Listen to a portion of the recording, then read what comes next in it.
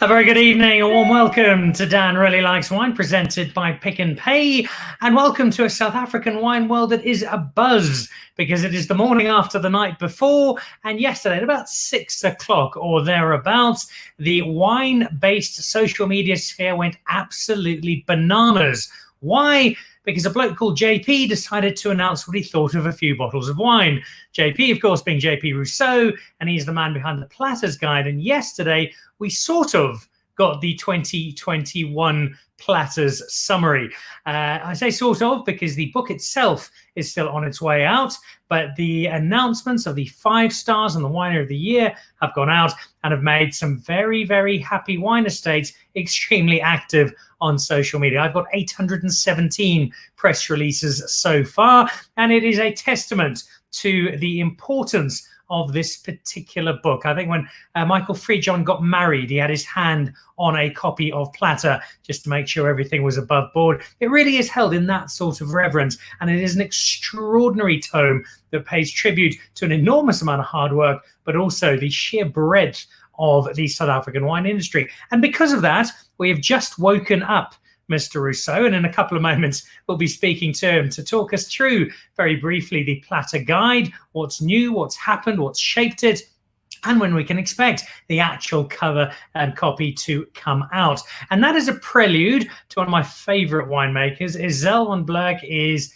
the genius behind the Mentors range at KWV, and she very kindly sent me up some wine, enough wine that needed about 3 DHL delivery vans to drop it off outside my front door. It is the brand new Mentors range, 8 different wines in total, including a petite syrah.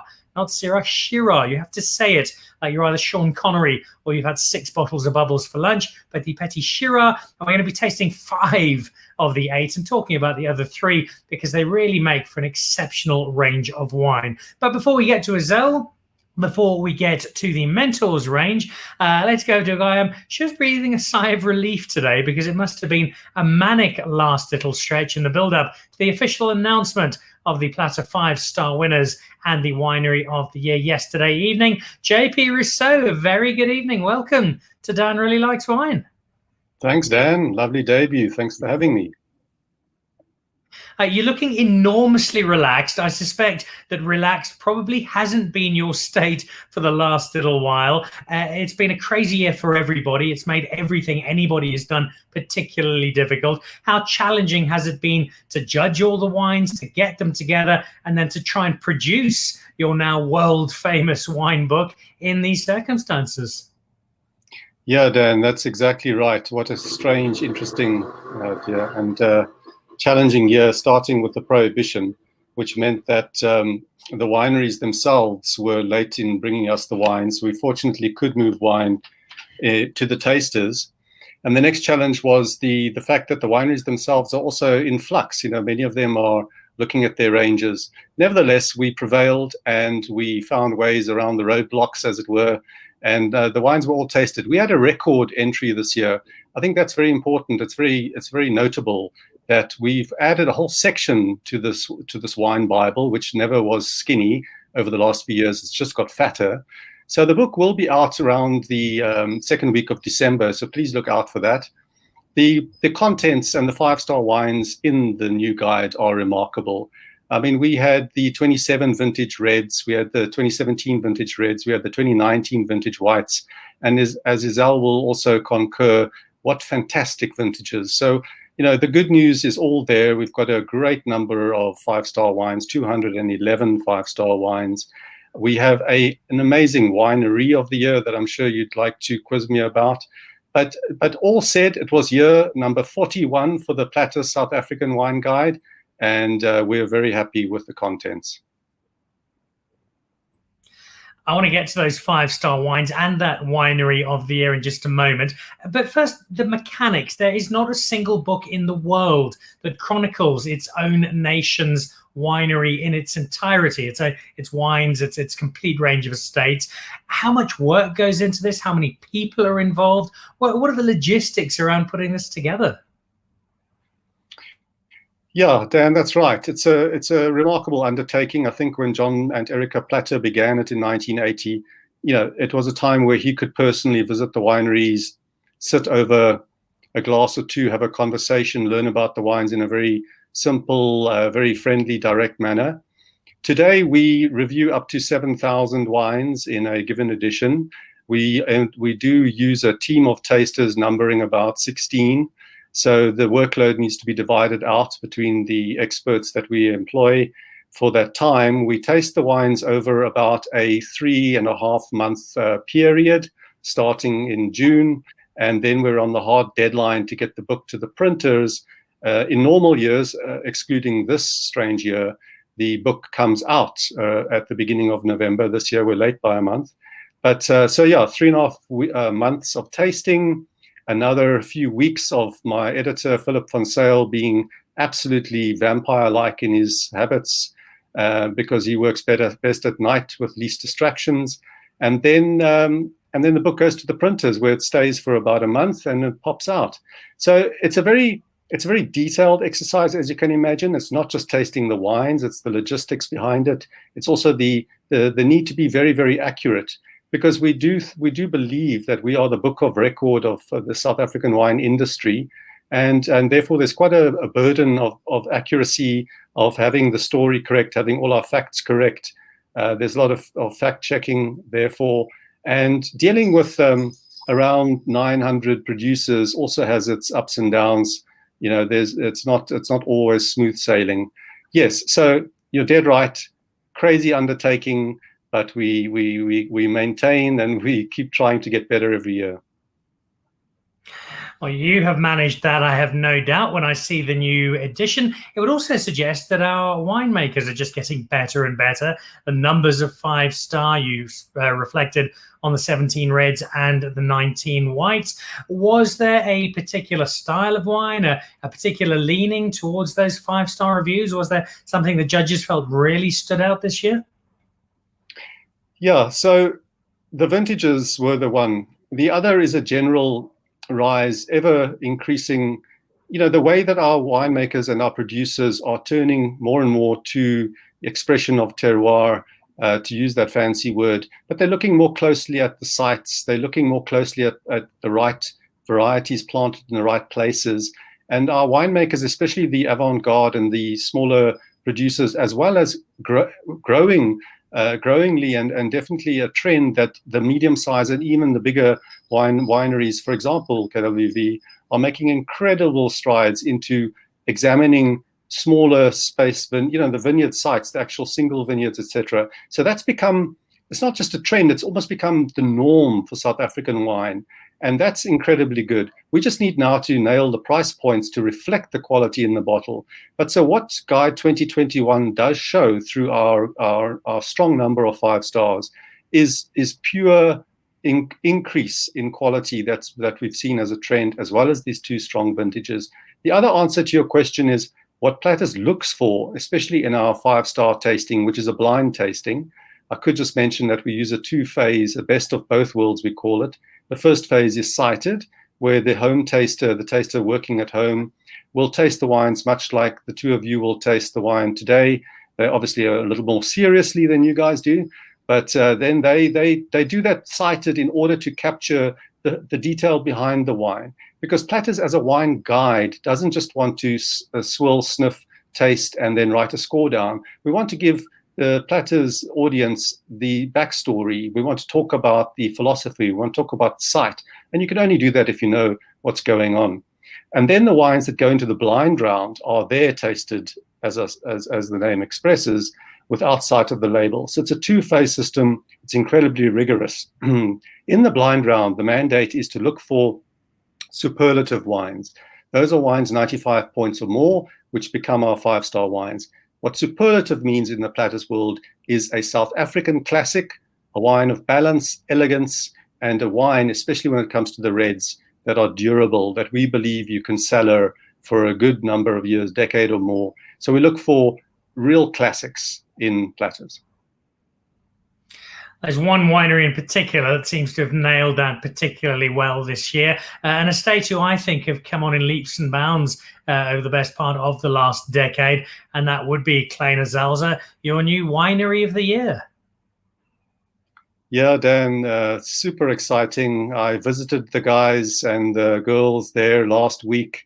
And in fact, if you go to wineontheplatter.com, our Facebook page, also you will see an interview that I posted with them, their comments, their responses. As you can imagine, it's one of the biggest achievements for any winery, any winemaker.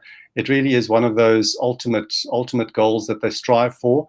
Kleine Zalze is such a worthy recipient.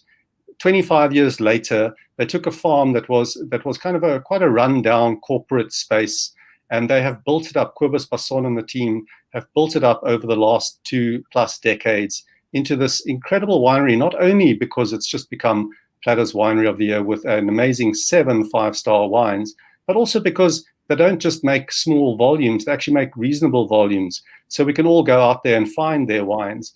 They consistently make great wines through the ranges and at all their price points. I think that's very important. It speaks to not only sustainability in the ecological and community sense, but also in the true sense of business. And Kleine Zalze are really showing the way forward for South African wine in that respect also. A very deserving winner. So to RJ and Kobus and Alistair and the team, congratulations.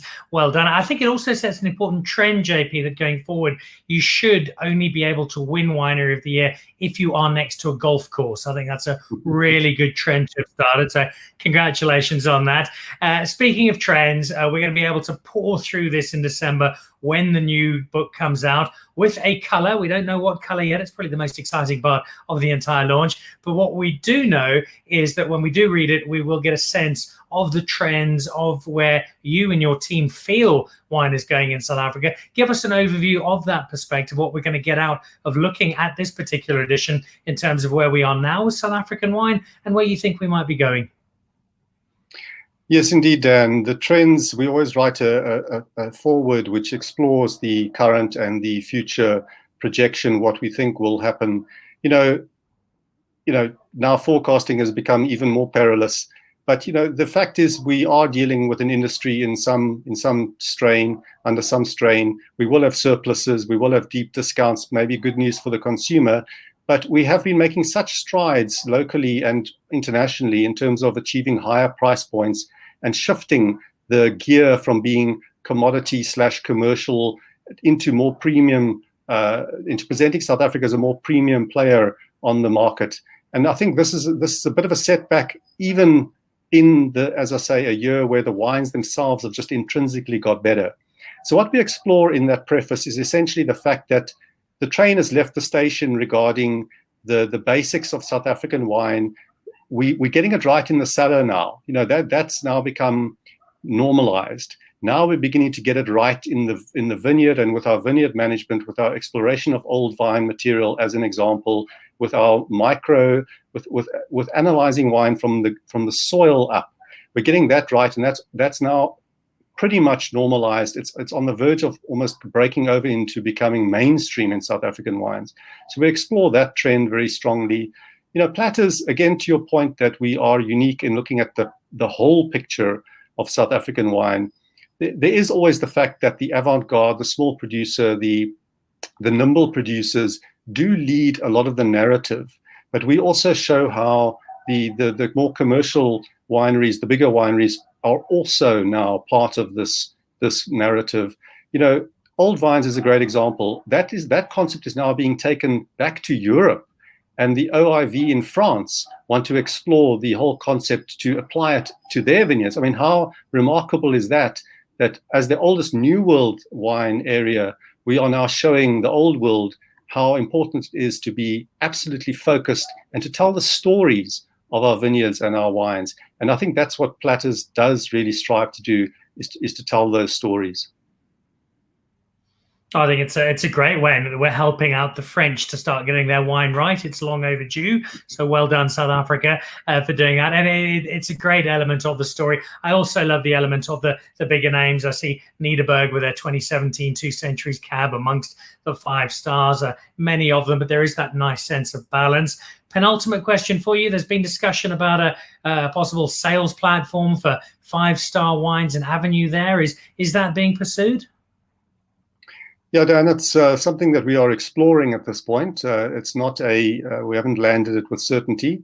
I think our goal is obviously that we would do it completely with very clear rules of the road. In other words, we would have done and dusted and locked away our results long before we approach anybody to offer wines to any commercial channel. So I think that must be taken for granted. Then secondly, the question is, how we do it and the kind of the nuts and bolts of it, which is what we're working through. What we'd like to really do is to give the Platters subscriber base, the kind of Platters member, even more value in terms of being part of the Platters family, the broader family. And so this is the concept behind a potential inventory, or I call it a Platters wine list. But as I say, not yet confirmed, so people can in a sense relax for a little while. And if it is confirmed, they can maybe find great wines that they wouldn't find elsewhere. But let's keep in the loop about that and chat about it if and when it lands. Let's, in closing then, talk about some of those wines you suggest people might not always have access to. Saw plenty of familiar names amongst the 5 stars. You've mentioned the Izele wine. We know the Mullineaux are up there. I think I saw Waterford's Gem in there. Lots of ones we see on a regular basis. Give me a wine or two that we might not have heard of, we might not have expected to be there. A wine or two that possibly took even you and the judges a little by surprise.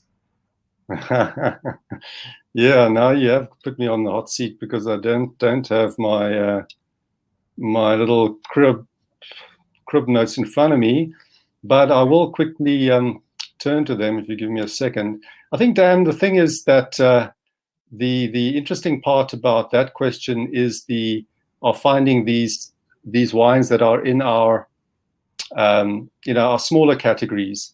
And petite syrah, that's the way we pronounce it. For example, there's a Misha that got 5 stars. And that's an interesting wine. I don't believe I've even tried that. There's another very interesting one, new variety to South Africa. It's an ancient variety, but not many people make it here. Nero de Avila. That did very, very well in Platters. That's oh, sorry, I misspoke. The Petit Syrah is a hidden gem, not a 5-star, as is the Nero de Avila. But let me throw a 5-star your way, Dan. Sorry, I'm just looking through. There we go. What about something like looking for something interesting.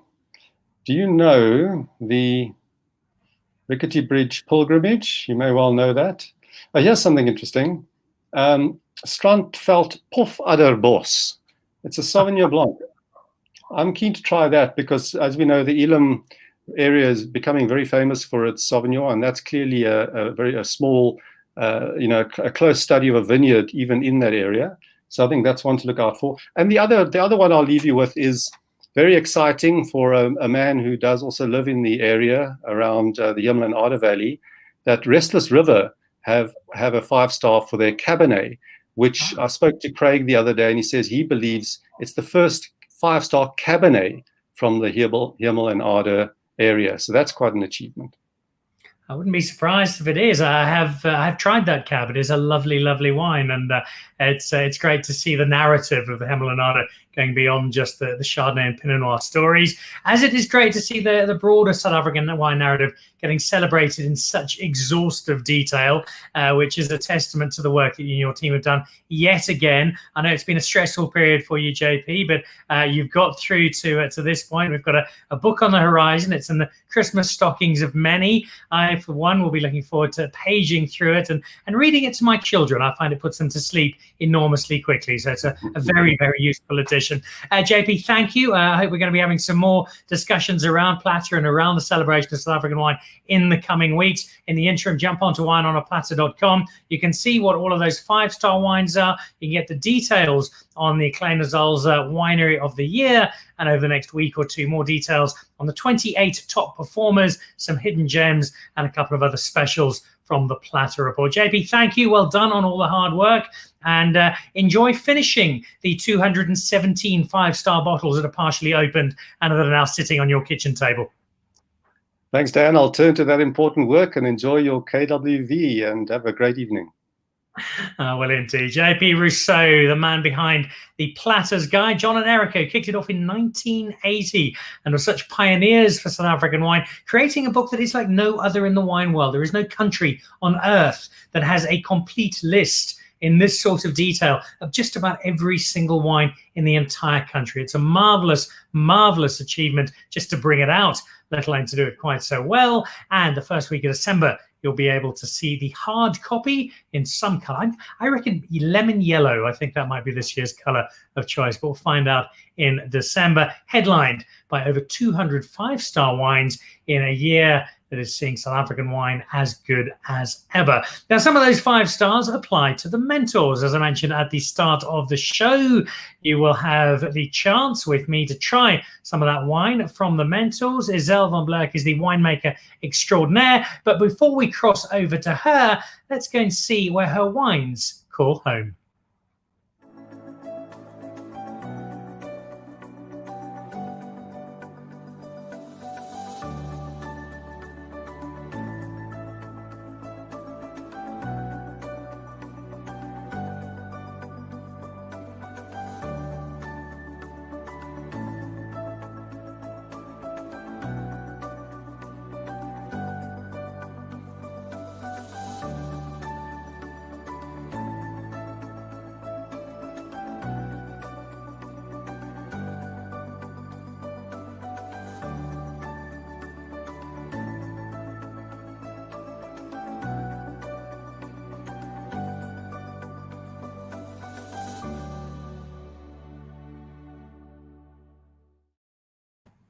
There we have it. Not a bad place to call the office. Izele, welcome back to Dan Really Likes Wine. Lovely to have you back on the show. And congratulations. I believe there are a couple of 5 stars from the Platter team that have gone your way as well. Yeah, thank you, Dan. It's wonderful to be back. And yeah, we're very excited about the wines that received 5 stars last night. I was very excited. I was sitting in front of the computer and waiting for the results to be announced. So we're very excited, always pleased to win awards and be recognized as some of the top wines and wineries in South Africa. Now, I know you don't make the wine for the purpose of getting awards. You make it because it's what you love doing and it's what you're extremely good at. But what does it mean to you personally as a winemaker to get these awards, and also to the brand from a commercial perspective? Yeah, I've said before, I don't make wine to win awards. I think it's a passion. And it's in your veins. If you're a winemaker that want to just win awards and make wines to win awards, you definitely, or not just win awards, but if you think you're going to earn a lot of money or win a lot of awards, that's definitely the wrong career. You're here for passion, understanding what you do, working with nature. For me, the best thing about winemaking is creating something that Mother Earth gives to us, and then seeing the people's face that enjoy the wines when they drink it. For me, it's more than just winning awards. It's just putting out the brand there, but also brand building. Winning awards is building a brand and getting the people to drink your wines, taste your wines, and experience your passion for creating something from nature. I do love the fact, though, Izele, and I believe you entirely, but I do love the fact that you're adamant that you don't do it for the awards, but are sitting in front of certificates of 300 different awards that you've won for your wine, which reminds us just how good you are at what you do. Let us know, what are the 5 stars you got this year? So we got 5-star for the Grenache Blanc 2018, Mentos Grenache Blanc. We also received the 5-star for the Mentos Canvas 2017, and also the Perrault 2017. Then KWV also won awards, 5 stars for the Tawny and also for 6 brandies. So we're very pleased with the results of Platter this year. We've got good tasters. I think they tasted right this year. Maybe not the previous years, but this year they got it right. Yeah, I thought you might not disagree with their judgment. Some wonderful wines, so do look out for those 5 stars. Daryl Balfour, who's watching at the moment, referring to the mention a little earlier of some slightly different 5-star wines to look out for. The Fledge from Vagabond, Ian Nodiers, Opar Willem, which I had a couple of months back, lovely wine, and the Minimalist Elam Syrah. All you have to note about Daryl is that Daryl on his own tastes twice as much wine in a year as the entire Plata group collectively. I think between him and Angela Lloyd, it's about 10% of South Africa's wine. Thank you, Daryl. Some great selections. I'm going to try out all 3 latest editions. Izele, you sent up to me this giant delivery, and I was very grateful for it. All 8 of your new releases. And we're going to go through 5 of them. We'll talk about all of them, but we've got 8 of them to go through. Just quickly, though, I know we kind of touched on it the last time you were on the show, but this idea of the mentors, kind of my vision is that you've somehow got something you can blackmail the team at KWV with, and as a result, you've said to them, either I reveal this to the press or you let me just hang out in the cellar, make loads of really cool wine and do whatever I want, which seems to be exactly what you're doing with a lot of fun and doing extremely well. Yeah, so the Mentor Cellar was created in 2006 as an experimental cellar, and it's actually to show the whole world that KWV can also produce top quality wines. And it's all about experimentation and playing around with different niche varietals, different winemaking techniques. It's basically our small little lab at KWV, where everything that works in this cellar, we take to the biggest cellars just to improve the whole, all the quality of the KWV portfolio. But yeah, I play around with Mourvedres, Cinsaults, Carignan, Carmenere, Malbecs, and it's become so interesting that I can go to the marketing team that are very, very, very supportive. Over the past 3 years, we appointed a new brand manager for Mentors. We've got a new marketing exec that are very clued up with premium wines, and they try to premiumize the whole KWV portfolio.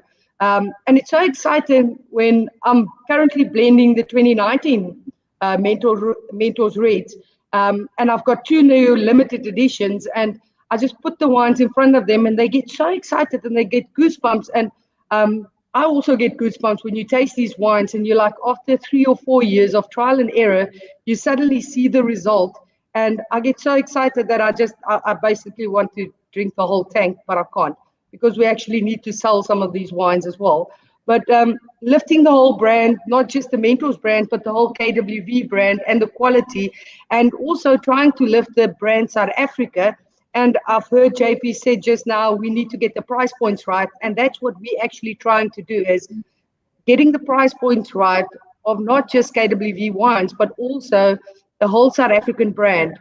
Internationally, Mentors is sold 80% internationally, 20% in South Africa, but the whole brand is built around experimentation and innovation. And like I said, I don't work a day in my life. I just play around. This, for me, doing an interview with you is more work than what I do every single day in the winery. I'm sorry to put you through such hardship, Izele. I'm hoping it's worth it. I can drink wine. Well, you've got some fans to cheer you up a little as you go through the challenge of being on air with me. Josephine Prieur joining us from France, as she does so often. Bravo et félicitations for your Mentors. The first time I met her at KWV, I feel she was very passionate what she's doing. She understands that it's very important to find the right place to plant the right varietal grapes. Terroir expression. Congratulations. Merci bien. Comme d'habitude, Josephine. A big fan there. And you have many of them, but there are many people who are still to be introduced to the Mentors. So let's get that process underway. We've got 5 wines to try. Only one of them is a white this year. Why just the one white this year, Izele? Particularly if, as we know from Plata, your Grenache Blanc, which I don't see here, was a winner of 5 stars last time out. Yeah, so the whole philosophy behind the Mentors Cellar is just quality, quality, quality, and experimentation. And if the wine doesn't meet our expectation of quality, we won't put it in the bottle. That's the reason why we don't have a 2019 Grenache Blanc. The 2017 and the 2018 won 5 stars at Plata. So I know there's a lot of people that is a bit upset that we don't have a 2019 Grenache Blanc. We only have one white wine in the range for this launch. So we've got the Chenin Blanc, the Petit Verdot, the Cabernet Franc, the Pinotage, the Canvas, the Orchestra, the Perrault, and then our limited release that we will get to at the end of the tasting. So the Chenin Blanc is, Dan, can I get it off with the Chenin Blanc? Please do, Izele, please do. So the Chenin Blanc is from two regions. The grapes is from Paul and from Swartland. We really believe in the mentor cellar and in KWV to honor the purity of fruit. Very good oak integration. The oak shouldn't overpower the fruit purity. And that is a change that we've made over the past 3, 4, 5 years to get the purity right, to honor the varietal expression. So this is grapes from Paul and from Swartland. It spent about 9 months in 20% new oak, and the rest is older 500-liter barrels. On the nose and on the palate, you get a lot of mangoes, apricots, bit of floral notes and minerality on the palate with a very low pH. So the ageability of this wine is exceptional. I'm currently drinking 2009 to 2011 white wines at home, but it's a lot less prior to lockdown than after lockdown now. I've had a lot of good older white wines during lockdown. That fruit you speak of is brilliant, and it's not what you always come to expect from a Chenin Blanc. It is a slightly different fruit profile to it, and it's still very young, as you say, for your standards. Only a 2019, so I'll stick the rest of it away. I've Coravanned this lot. You got some more fans checking in very quickly. Irene Matier, proud KWV, best of the best. You keep going. Izele van Blerk. And Mariana Conradi, so proud of you. So the Izele fan club is out in force. It's a fan club that keeps growing as more and more people join the mentors. And speaking of your fans, I was playing golf with Shark Cullis on Monday, who's an enormous fan of yours, thinks you're absolutely wonderful. He's going to be very upset with you, though, Izele, because he proudly brought out a photo to show me a wine we drank together on air not that long ago. And that was your Carmenere, the Chilean reinvention that a few of you have brought back to South Africa. No sign of any Carmenere this year. No, so it was a limited. It was our first limited edition. So we have the second limited edition is the Petite Syrah that we're going to taste later on. So what we try with the limited edition is that we really, really want to keep it to 1,000 or 1,300 bottles, and it's a once-off. If the Carmenere is looking good in 10 years' time, I'll probably put another Carmenere in the bottle. But we want to try and get the people to drink different and niche varietals. And because I play around with a lot of niche varietals in the mentor cellar, I try to find those niche varietals and put it in a bottle and make it an exclusive offer, just like the Petite Syrah. But it's interesting how you work with all these grapes. I've been working with all these grapes for the past 10 years. And then just suddenly, it's like you've got this girl at school, very shy. She doesn't have the biggest personality and not the best looks. But then suddenly at university, she just started to bloom, and her looks is beautiful. Her personality is showing. And then it's like a vintage with specific wines. In a specific vintage, you get that wine that is just saying, "Hey, I'm here. Put me in the bottle." And I'm driven by the vintage, by the varietal, by understanding which wines are looking good in specific vintage. So I can't tell you what's going to be next. I need to see what is good in that specific vintage. But like I mentioned, I've got 2 new limited editions for the next year. But it's very exciting, and that's, for me, that's a passion. And for me, if they take it away from me at KWV, I would be very upset, because that is the driving force at the moment, is creating new wines, understanding different varietals, and teaching the consumer to enjoy wines. Now you're on the other side of my screen. It's quite funny.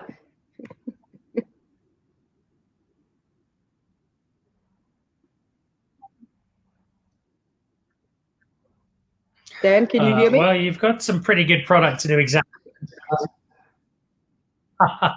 The joys of technology as well. Let's move on to our second one. We're done with the white, and although it is only one, I think it's flying a proud white flag for you. It's another great South African Shannon. We're seeing that so often at the moment in South Africa. Let's move on to your reds, and if Shannon leads that South African story in so many ways, for me, the second wine we're tasting is one that is being showcased so well by so many people, and it's coming to the fore more and more with every passing vintage, and that is the Cabernet Franc. Yeah, so as you can see in the range, it's for me it's quite important to understand niche and different varietals. My whole theme in the Mentor Cellar is basically producing wines that people don't often get or often see, and understanding the stylistic change that you want to make. We try to focus on purity of fruit, oak integration, and most important, low pHs and good acid balance in the wines. But you need to have a freshness. And the Cabernet Franc is from one vineyard on Soloris Pass.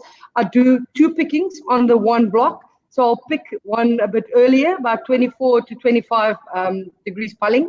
And then the second picking I will do at 26. And then I'll treat it different in the winery. So the one I'll do Lua style, more red fruits, more florals.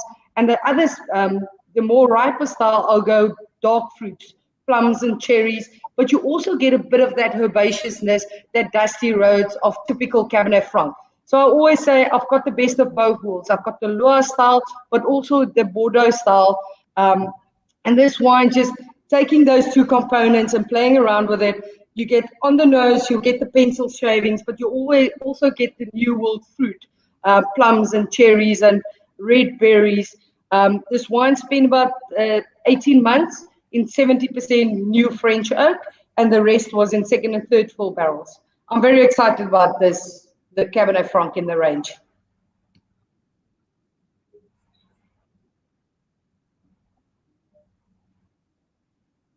So Dan, what do you think about the wine?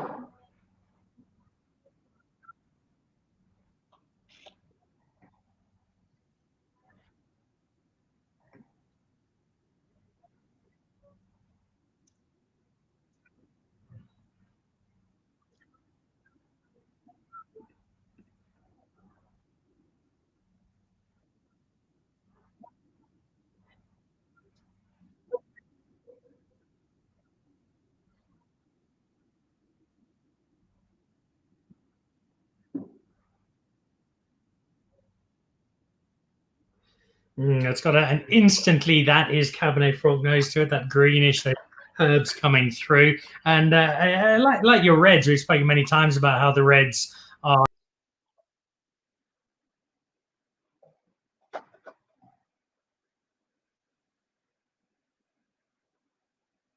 There we go, got you back. Apologies for that there. I'll just say we've spoken a lot about your whites and how you feel they've got longevity. Where does your Cabernet Franc sit for you? Yes, the pH is about 3.3. And I think in South Africa, normal red wine pH is about 3.6, 3.5 to 3.6. So we really try to get the pH as low as possible by adding acid, tartaric acid on the grapes when the grapes arrive into the winery, and during fermentation. One of my mentors, since I've started at KWV, was Richard Rowe, Australian, and he was the chief winemaker at KWV in 2010.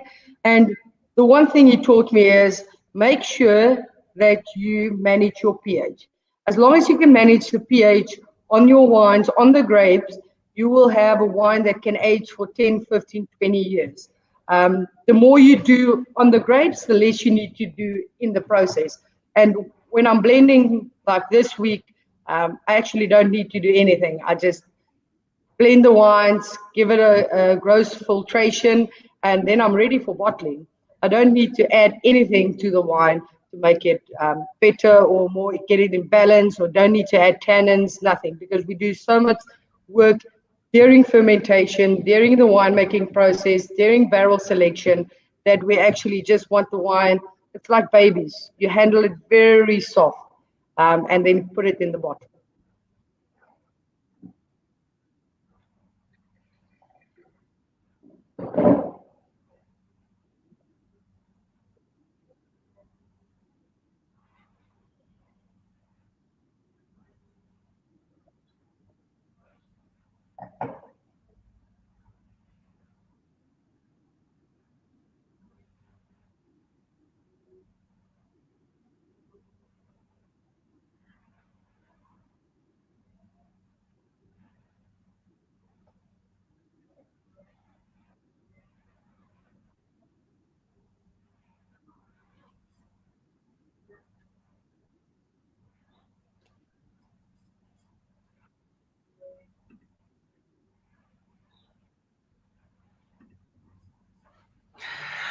Well, the results are, again, fantastic. I love the fact that it's a couple of different Cabernet Francs that you are putting together, and it's putting wines together that you are doing with a third of our wines. That is the orchestra. The moment we hear the name, we know that it's clearly some wine working together. What goes into the orchestra? Introduce us to this particular blend. Yeah, so the orchestra is our Bordeaux style blend at KWV. It's a Cabernet dominated blend. Then followed by petite Verdot. So it's very interesting how we do the selection and how we do the blending. So when we get to September every year, we will have our tasting panel, and then we will select the different blocks. Because I get grapes from all over the Western Cape, we at KWV buy from 54 different farmers from all over the Western Cape, and we cherry pick for the mentor sellers. So I get Cabernet from Darling, Cabernet from Stellenbosch, from all over. I select the best blocks, and when we have these tastings, I will go and taste and decide which blocks are looking the best. So I'll do that with the Cabernets, with the Petit Verdots, with the Merlots, Cabernet Francs, Malbecs, Carmeneres, and then when we've selected all these different blocks, we would draw every single barrel, and we would taste every single barrel and do an allocation to a specific brand. So the orchestra is just all the different instruments, doesn't always make the best sound on its own. Just like all the different Bordeaux varietals doesn't make the best wine on its own. But blending them together, you get a perfect orchestra. So this is a blend of Cabernet, Petit Verdot, Cabernet Franc, Merlot, Malbec, and Carmenere. So not 5 of the Bordeaux varietals, but all 6 of the Bordeaux varietals. But this is a wine that showcases Bordeaux, but also New World fruit. You get that fruit concentration. You can taste it's a South African Bordeaux style wine. Also with a pH of 3.4, the ageability of this wine, I'm very excited about this wine. And this wine is currently, we grew in volume from 4,000 to 5,000 liters. Then we had 7,500 liters. We are currently bottling 20,000 liters of the orchestra. That is great for sales and great for marketing. And great to drink. You've run us through the components of this 6-gun Bordeaux as opposed to the 5 we're more familiar with. So we've got the Merlot, we've got the Malbec, the Cab Franc, the Cab Sav, the Petit Verdot, the Carmenere. You tell me it's an orchestra. Izele, what are those 6 instruments then? No, it's a Merlot. No. What are the instruments? So what is the cab, the drums? Is the a guitar, piano, a violin, a trumpet, and what do you call it? Tambourine. And that's the last. It would go. It's all the. It's just interesting how you. For me, blending is the most important part of winemaking. Harvest time is 3 months for me, and then the tasting takes 3 to 4 months just to get the right components and understanding the different barrels, the different style that you want to. So yeah, I'm very excited about this wine, especially 2018 vintage. It's looking for me fantastic, and comparing it to the 2009. I usually, when I start blending, I will take out a 9, 10, 11, 12. Or 10-year vintage to taste it and compare it and see where we can improve the style, not just to become an icon wine in South Africa, but an icon in the world. Yes, another example of the tough days at the office that Izele has, having to bring out a 10-year vertical just by way of research. But it pays off because you nail the blends time and again. And the second one for us to taste. And the orchestra is followed up by a picture of a slightly foreboding, slightly older gentleman on the front cover. Tell me, Izele, who is Mr. Paroled, or who was I suppose? So Abraham Paroled is the father of Pinotage. He did the crossing between Pinot Noir and Hermitage, Hermitage also known as Cinsault, to create Pinotage. And he actually worked at KWV. And we used to have 2 Parols. We had the Insignis and the Tributin. So the Insignis was our signature, and it was 100% Shiraz. But the tributum we created in 2010 as a tribute to Abraham Perel. He's been a mentor for all the winemakers at KWV. He's been the mentor of all mentors in the South African wine industry. So this is our flagship wine. It's priced at 585 Rand a bottle, and it's a Cape blend. So what does a Cape blend mean? You need to have between 30 and 70% of Pinotage in this blend.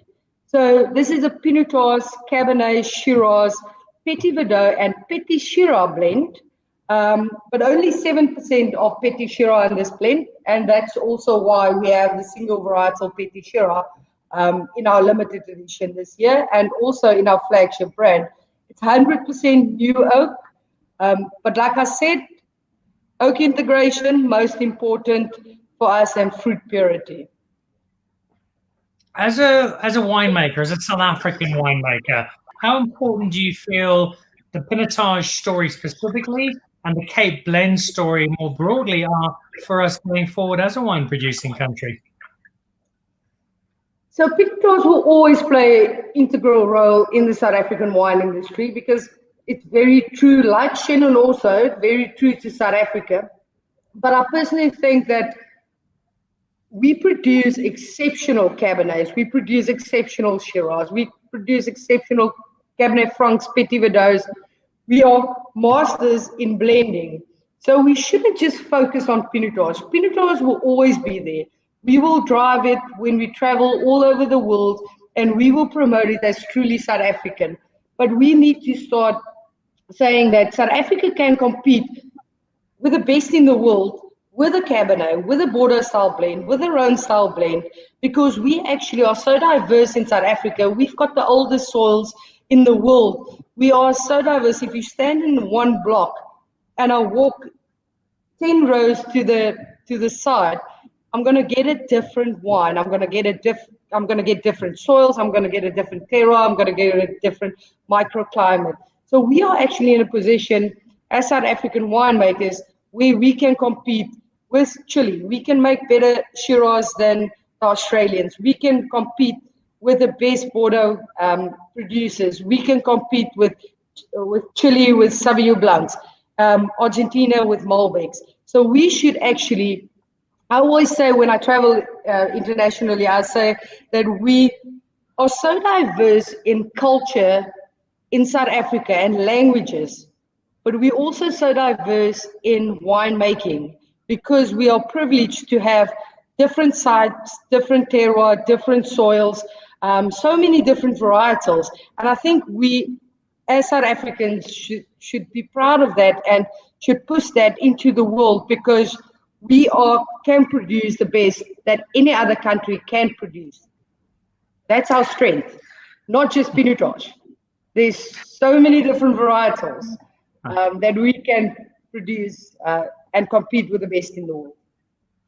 I love the assessment. I love the passion behind it as well. And it's a big part of who you are and why you are successful. You're also getting more fans that are pouring in today, Izele. Neil Groenewold simply saying, I loved it. He's been watching as well, Neil. Nice to see. Hope all's well at Nederburg. Well done on your 5-star for the 2017 Nederburg Cab. Monique Roux, I love listening to Izele talk about her craft, and it is done with such passion and such feeling. And then Daryl Balfour, just a reminder from earlier, I mentioned Angela Lloyd. Angela's been the doyen of SA Tasters. This was her 35th year tasting for the government. She does a wonderful, wonderful job. She will be having a look at more and more KWV Mentors wines to come, I'm sure. We've got just one more to go, and this is the one I'm most interested in, Izele, because this is the Petit Syrah from the Mentors, except I thought it was Petit. It's actually Petit Syrah. You shouted at me for pronouncing it incorrectly earlier. The Petit Syrah. They're going to get a lot of people going, what on earth is Petit Syrah? Is it just a small bottle of Syrah? Does it come in 375 mils instead of 750? What is a Petit Syrah? Introduce us to this particular grape, if you will. So there's only 181 hectares planted in the whole of South Africa. This specific block is on the slopes of Paul Mountain, and it's Izele vineyards. So it's different. You also always get Izele vineyards in the Rhone, and it's a blend. It's a crossing between Shiraz and Pilsen. I've never heard about the varietal, but it's a crossing between those two varietals. And it's also known as Durif. It was crafted in France, and then it was taken to America, where it actually got its name, Petite Syrah. So it's not a smaller vineyard of Shiraz. It's actually a real varietal. And the characteristics of this varietal, it's bold and beautiful. If you think about Petit Verdot, it's 10 times more than Petit Verdot. It's got cranberries, plums, cherries, dark fruit, but then also bold tannin structure, and the color is pitch black. So this is actually too young to drink now, but there's only 1,000 bottles available. You get a box with, it looks like this. It's a limited edition with a Petite Syrah, numbered bottles, and there's really just 1,000 bottles with this bowl, but you need to buy it now, and you need to age it for another 5 to 10 years. So you can't just buy one bottle. You need to buy 2, 3, or 4 to drink it in the coming years. Currently, it's showing a lot of primary fruits, plums and dark cherries. It will go into a more leathery style with age, but this wine also aged exceptionally. I did a tasting the other day comparing our Petite Syrah to some of the top Petite Syrahs in South Africa and in the world, and it's amazing how you look at it 2011 and it looks like a wine that's just been bottled. So the ageability of this wine is exceptional. Just a bit more information on the varietal. It's in South Africa, like I said, there's 181 hectares planted. There's a few wine producers in South Africa that do produce 100% Petite Syrah, mostly planted in Brede Kloof, Paul, and Swartland. And this wine is just the pinnacle for us of limited editions. Like I said, the limited edition is wines that we think is different, it's niche. It's a wine that people don't often get to taste as a single bottling, and it's the second limited edition that we've launched. If you can imagine, imagine a fruit chocolate bar, but take that chocolate, make it 90% cocoa at the moment, that really bitter, intense chocolate. That's where this wine is right now, but know that it's only going to soften, it's only going to get more demure, and it's only going to open up its arms and welcome you in if you can hang on to it long enough, if you've managed to get some in the first place. So there are many challenges getting to drink this wine and getting the best out of it, but they are challenges well worth taking on. There are 3 wines we haven't had a chance to try. Let's have a very quick look at them. 30 seconds each. Izele, tell me about the Canvas, the Petit Verdot, and the Pinotage. So Pinotage it's a lot lighter style. You're showing the Canvas, so let's talk about the Canvas. It's a Mediterranean style, so it's Shiraz dominated with Grenache, with a bit of Petite Syrah, Tempranillo, very lighter style, more elegant, fine tannins. The Petit Verdot is from a vineyard in Stellenbosch, so it's 2 blocks. The one was planted in 1997 and the other one was planted in 2014, where the one gives you red fruit, the other one gives you plums. But Petit Verdot is bold, it's beautiful, it's a hidden gem for South Africa. I think a lot of wineries and wine farmers need to plant more Petit Verdot because it's so good as a blending component. Last but not least is the Pinotage. I try to go away from the typical Pinotage overripe style and go more Pinot Noir style. So it's lighter, red fruits, elegant, powdery tannins. And in 2020, we will also produce a Grenache Blanc. So in 2021, we will have our Grenache Blanc back in the range. Will you have your Carmenere back, though, before Jacques Callas phones me in a fit of pique? Not next year, but in the coming years, there will be another Carmenere. It is it's an interesting varietal, but it's got a temperament. Yes, one year it's beautiful, the next year it's like, oh, I don't want to see you. You're not working this year. But it's just vintage specific. So Carmenere is an interesting varietal to work with. There is a little splash of that Carmenere in the orchestra if you absolutely have to try and get hold of some. But if not, either try and get hold of some of the older stuff if it's still available. There wasn't much to start with, or wait for coming years when Izele finally grants Jacques Cullis's request and give them some more of the Mentors Carmenere. Izele, it's terrific range, and what I love about it is the sheer diversity. You've got grapes we haven't always heard of, like the petite syrah. We've got stuff we do know well, like the pinotage, and stuff that kind of sits in the middle, like the petit verdot or the cabernet franc, which we don't always see standing on their own 2 feet, but we do hear very impressively. And although it's just the one white, it flies that white flag very, very powerfully, as I did say earlier. So well done, another great selection. Thank you for sending them all up. I've got plenty of wine to look forward to. Thankfully, I've caravaned them, so I'm going to keep them for a little longer, especially that petit syrah, till they soften up. And I will let you go back away from this hard and arduous task of having to talk to me and get back to tasting wine, making wine, doing what you love best and what you do so well. So thank you so much for joining me this evening. Thank you, Dan, for having us again. So I'll send you more wine so we can come and visit you again. With great pleasure. Some of that older white. I think you promised me some of that last time. I'm looking forward to trying it.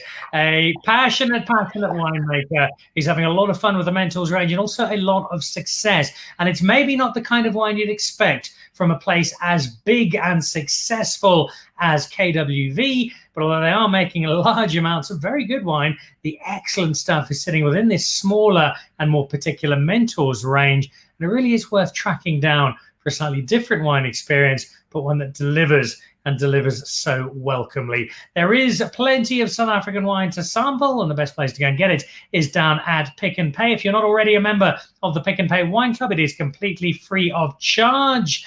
And you simply need to send your Smart Shopper number through to 36775. You're a member of the club, and that gets you 20% off 10 different wines each month, 25% off a case or a magnum. It also gets you free delivery on 6 bottles or more if you're shopping online, and they will triple your Smart Shopper points every time you buy wine at Pick n Pay as a member of the wine club. Also some great competitions. Remember, this month the Pick n Pay competition could see you win both Paul Kluver. There's a Paul Kluver competition running at the moment. You could win over 5,000 Rand worth of Pinot Noir and Sauvignon Blanc from Paul Kluver. We just missed, unfortunately, Neil Groeneveld's final question, which was, where, in your opinion, should you source Pinotage for the style you make? Neil, I'll try and find out and send the answer back down to you.